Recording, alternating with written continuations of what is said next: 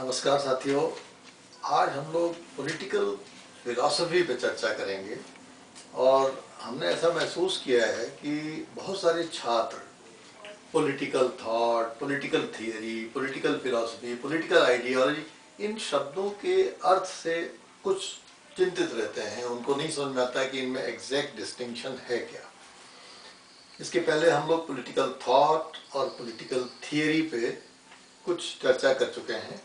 तो आज की इस चर्चा में हम लोग पॉलिटिकल फिलॉसफी पे चर्चा करेंगे, राजनीतिक दर्शन पे चर्चा करेंगे कि ये राजनीतिक दर्शन क्या होता है। तो आइए पहले संक्षेप में देखते हैं कि पॉलिटिकल थॉट में और पॉलिटिकल फिलॉसफी में फंडामेंटली अंतर क्या है, क्योंकि किसी थिंकर को हम पॉलिटिकल थिंकर भी कह देते हैं और पॉलिटिकल फिलॉसफर भी कह देते हैं। तो पॉलिटिकल थिंकर में या पॉलिटिकल थॉट में और पॉलिटिकल फिलॉसफी में या पॉलिटिकल फिलॉसफर में बेसिक डिफरेंस क्या होता है। देखिए, जब हम पॉलिटिकल थॉट की बात करते हैं, राजनीतिक विचार की बात करते हैं, तो जैसा कि मैं पहले आपको बता चुका हूं कि जब भी हम राज्य के किसी भी पहलू के बारे में विचार करते हैं तो हमारा विचार राजनीतिक हो जाता है। और जो भी विचार है राज्य के किसी भी पहलू के बारे में कुछ भी टच करता है, उसका वो विचार राजनीतिक विचार हो जाता है। उसको हम राजनीतिक विचारक कह सकते हैं। आप स्वयं राज्य के अगर किसी पहलू के बारे में विचार करेंगे तो वो आपका राजनीतिक विचार हो जाएगा। तो अगर उस राजनीतिक विचार को मान्यता हो जाती है तो आपको राजनीतिक विचारक कहा जा सकता है। तो इसी प्रकार से बहुत सारे ऐसे लोग होते हैं जो राज्य से संबंधित मुद्दों पर विचार करते रहते हैं। उसमें कोई व्यवस्थित क्रम हो ऐसी आवश्यकता नहीं है। व्यवस्थित क्रम हो भी सकता है, अर्थात राज्य के सभी पहलुओं पे सांगोपांग ढंग से वो विचार कर सकते हैं। राज्य की उत्पत्ति पे, उसके संरचना पे, प्रकृति पे, कार्य पे, व्यक्ति से अंतर संबंधों के बीच पे वो विचार कर सकते हैं। लेकिन वो ऐसा नहीं भी कर सकते। जरूरी नहीं कि वो सारे पहलुओं पर विचार करें भी, लेकिन अगर वो सारे पहलुओं पर विचार नहीं भी करते हैं तो भी हम उनको राजनीतिक विचारक की मान्यता तो देंगे ही। अब आइए देखें कि राजनीतिक दर्शन क्या होता है, राजनीतिक दार्शनिक क्या करता है। देखिए, जब हम राज्य के बारे में कुछ भी विचार करते हैं तो उसमें वो हमारी ओपिनियन होती है, वो हमारी धारणा होती है। उसको समाज मानता है नहीं मानता है, ये समाज की अपनी चीज है। लेकिन जब हम राज्य के बारे में इस भाव से कोई चिंतन करते हैं कि हमें सत्य की खोज करनी, क्योंकि फिलॉसफी जो है या दर्शन जिसको हिंदी में कहते हैं, वास्तव में ये सत्य की खोज करता है। तो अब जब भाव ये हो कि राज्य की सच्ची प्रकृति क्या है, आइए इसको खोजा जाए। जब इस प्रकार की विवेचनात्मक, गंभीर गवेषणात्मक अध्ययन होता है, चिंतन होता है, तब उसका हम राजनीतिक दर्शन कह सकते हैं। अर्थात इसमें ये भाव होता है पॉलिटिकल फिलॉसफी में कि चीजें कैसी एक्चुअली होनी चाहिए या कैसी चीजें हैं, उसका सत्य स्वरूप क्या है। तो जब हम राज्य के विभिन्न पहलुओं के बारे में इस भाव से चिंतन करते हैं कि आइए देखते हैं कि राज्य का वो पहलू, सत्य स्वरूप उसका क्या है, था जैसे राज्य की प्रकृति है, तो आइए खोजते हैं कि राज्य की सच्ची प्रकृति है क्या। जब इस भाव से हम कोई अपना इन्वेस्टिगेशन शुरू करते हैं, चिंतन शुरू करते हैं, तो वहीं हम केवल राजनीतिक विचारक नहीं रह जाते, बल्कि हम राजनीतिक दार्शनिक भी रह जाते हैं। जैसे कि आपने प्लेटो का नाम सुना होगा। प्लेटो को फर्स्ट पॉलिटिकल फिलोसोफर कहा जाता है। क्यों कहा जाता है?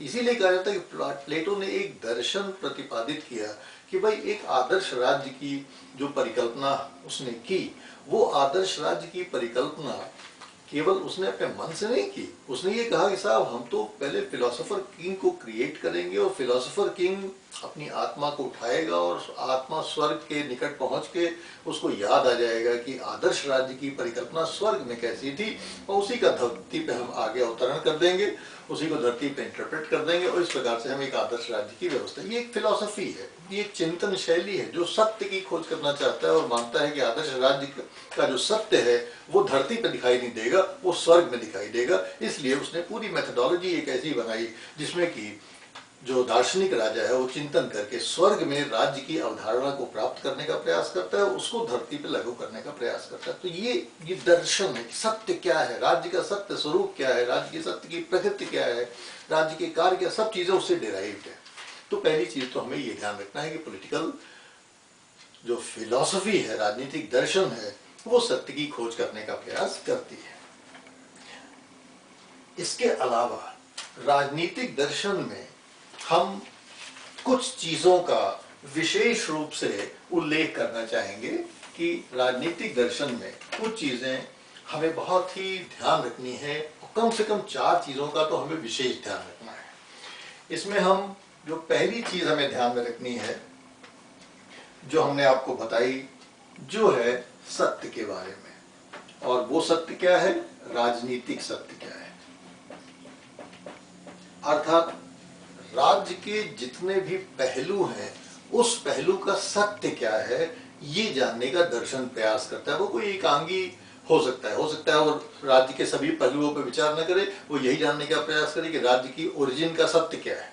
अगर वो इतना भी अध्ययन करता है, इतना भी चिंतन करता है, इतना भी मनन करता है, तो भी उसके विचार को हम राजनीतिक दर्शन की श्रेणी में ले सकते हैं। तो पहली चीज तो ये है कि वो राजनीतिक दर्शन की बात करता है।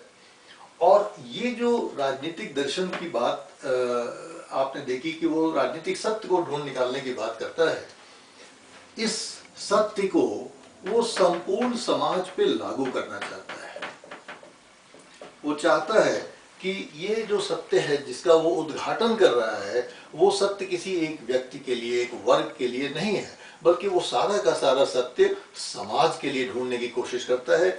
उसकी भावना ये होती है कि एक अच्छा समाज बने, एक ऐसा समाज बने जो कि अभी असत्य के अंधेरे में जो रह रहा है उसको निकाल के और सत्य के दायरे में लाया जाए। तो पॉलिटिकल फिलोसोफर का एक इंटेंशन होता है, जिसको कि हम कह सकते हैं कि उसका इंटेंशन क्या है, उसकी भावना क्या है, कि वो समाज के को असत्य से सत्य के परिधि में लाना चाहता है। इसलिए भी वो चाहता है कि पूरा समाज उससे लाभान्वित हो, और पूरा समाज जब लाभान्वित होगा तो जाहिर है कि उसके पीछे जो अंतर्निहित भावना है कि वो वास्तव में सामाजिक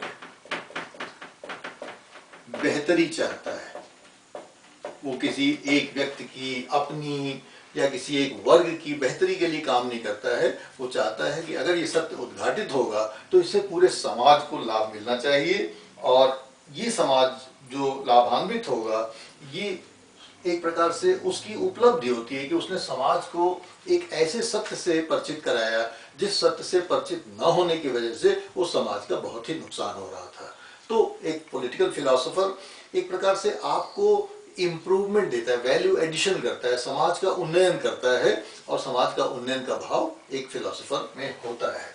और चौथी चीज जो हमें फिलोसोफर में दिखाई देती है, वो ये दिखाई देती है कि ये सब वो करना इसलिए चाहता है कि समाज में वास्तव में वो चाहता है कि व्यवस्थित समाज बने रहे।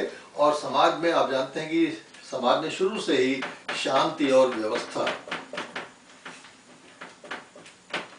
ये 2 चीजें बहुत महत्वपूर्ण रही हैं। और एक फिलोसोफर ये सारी चीजें इसलिए करता है, ये सारा प्रतिपादन इसलिए अपने दृष्टिकोण का करता है कि वो कुछ ऐसा सत्य ढूंढ निकालना चाहता है जिससे समाज में वो शांति और व्यवस्था बनी रहे जिसके लिए राज्य को मूलतः बनाया गया था। आप सभी जानते हैं कि राज्य की क्या आवश्यकता थी। हम समाज के रूप में रहते, लेकिन हमने समाज से ही हमारा काम नहीं चला, हमने एक राज्य को बनाया। और जब राज्य को हमने बनाया तो भाव हमारा यही था कि वो राज्य हमें शांति और व्यवस्था प्रदान करेगा, और उस शांति और व्यवस्था की वजह से हम लोग जो है एक अच्छा जीवन जिएंगे। तो बेसिकली जो फंडामेंटली ये जो तमाम चीजें आप देख रहे हैं, ये फिलोसोफर आपको केवल जीवन नहीं चाहता, वो आपको एक अच्छा जीवन चाहता है कि आपका जीवन अच्छा हो। तो पॉलिटिकल थिंकर में और पॉलिटिकल फिलोसोफर में जो फंडामेंटली डिफरेंस है, तो वो यही डिफरेंस है कि जहां पॉलिटिकल थिंकर आपको राज्य के बारे में चिंतन करके और उसका कार्य समाप्त हो जाता है, वहीं जो पॉलिटिकल फिलोसोफर है वो केवल राज्य के बारे में चिंतन करके उसका उद्देश्य समाप्त नहीं हो जाता, बल्कि राज्य के बारे में चिंतन करके वो ऐसे प्रिस्क्रिप्शन देना चाहता है, ऐसी कुछ चीजें आपको बताना चाहता है जिससे कि न केवल आपका जीवन चलता रहे, बल्कि आप एक बेहतर जीवन की तरफ अग्रसर हो सके। तो ये 4 चीजें हमें मूल रूप से याद रखनी है राजनीतिक दर्शन के केस में। इसके साथ साथ हमें ये भी देखना है कि राजनीतिक दर्शन की हम जब बात करते हैं तो वास्तव में राजनीतिक दर्शन का एक संदर्भ होता है, और ज्यादातर ऐसा देखा गया है कि जब भी राजनीतिक दार्शनिक किसी चीज का प्रतिपादन करता है तो वो राजनीतिक दार्शनिक उस चीज का प्रतिपादन करने में वास्तव में अपनी तात्कालिक परिस्थिति से कुछ इनपुट्स ग्रहण करता है। उसकी प्रेरणा तात्कालिक परिस्थितियां होती हैं। जैसे प्लेटो का मैंने आपको संदर्भ दिया, तो प्लेटो के समय में क्या था? प्लेटो के समय में यूनान के जो नगर राज्य थे, पोलिस जिनको कहा जाता था, आपस में लड़ झगड़ रहे थे। प्लस उनका स्वयं का जो आंतरिक संरचना थी उसमें सामाजिक संघर्ष ही संघर्ष दिखाई देता था। हर जगह सामाजिक संघर्ष था, और इससे परेशान होकर प्लेटो ने कैसे उस संघर्ष में समरसता की स्थापना की जाए, कैसे उस संघर्ष में एक शांति और व्यवस्था की स्थापना की जाए, इसके लिए एक प्रकार का उसने अपना आदर्श राज्य का सिद्धांत रिपब्लिक में प्रतिपादित किया। तो राजनीतिक जो दार्शनिक होता है उसके साथ एक खास बात जुड़ी होती है कि वो जो तत्काल उसकी परिस्थितियां होती हैं, जिसमें तरह तरह की राजनीतिक संरचनाओं में विसंगतियां होती हैं, राजनीतिक प्रक्रियाओं में विसंगतियां होती हैं, राजनीतिक संस्कृति में विसंगतियां होती हैं, तमाम राजनीतिक विसंगतियां होती हैं, उससे वो चिंतित हो जाता है और चिंतित होकर उनको व्यवस्थित करने का, उनको सुधारने का प्रयास करता है। तो इसमें अगर राजनीतिक दार्शनिक के एंगल से देखा जाए कि वो कैसे शुरू कैसे करता है, तो उसके सामने दो परिस्थितियां होती हैं। पहला तो एक परिस्थिति ये होती है कि जिसमें कि उसको एक क्लीन स्लेट मिले, अर्थात उसके सामने कुछ भी ना हो और उससे कहा जाए कि भाई आप एक अच्छे राज्य की आप हमको परिकल्पना बताइए, कैसा जीवन होना चाहिए, राज्य कैसा होना चाहिए, क्या करे राज्य, कैसी संरचना हो राज्य की प्रकृति कैसी बनाई जाए। मान लीजिए कि एक नए राज्य का जैसे एक नए भवन का निर्माण होता है, उस प्रकार से हमारे पास बहुत सारी लिबर्टी रहती है कि हम कैसे उस भवन को बनाएं। इसी प्रकार से एक राजनीतिक दार्शनिक एक उसका नैतिक बिंदु हो सकता है, मॉरलिस्ट अप्रोच हो सकता है, जिसको अंग्रेजी मॉरलिस्ट कह सकते हैं। और मॉरलिस्ट दृष्टिकोण से या नैतिक दृष्टिकोण से वो हमको राज्य का एक स्वरूप प्रतिपादित करके दे सकता है कि भाई ऐसे राज्य को आप बनाइए, राज्य का ये प्रकृति हो या राज्य की संरचना हो, राज्य इस तरह से कार्य करे, राज्य और व्यक्ति के बीच में, राज्य और समाज के बीच में, राज्य और समुदाय के बीच में इस प्रकार के अंतर संबंध हो, उसको परिभाषित करने वाले सिद्धांतों का निरूपण करे। एक दृष्टिकोण तो ये हो सकता है राजनीतिक दार्शनिक के सामने, पॉलिटिकल जो फिलोसोफर है उसके सामने। दूसरा बिंदु ये हो सकता है कि जाहिर है कि ऐसा कोई बिंदु, जैसा कि हमने आपको नैतिक मॉरलिस्ट अप्रोच बताया, ऐसा मिलना बहुत ही मुश्किल है। हर परिस्थिति में दार्शनिक को कोई न कोई समाज मिलेगा, कोई न कोई राज्य मिलेगा, कोई न कोई बिंदु मिलेगा जिसमें कि वो पैदा होगा और फिर उसके बाद उसका चिंतन शुरू होता है। तो ऐसी स्थिति में जो मॉरलिस्ट वाला एंगल है वो तो बहुत ही असंभव सा है आजकल के ज़माने में, और इसलिए जो दूसरा एंगल है वो एंगल वास्तविक एंगल है, अर्थात इसको हम रियलिस्ट एंगल कह सकते हैं।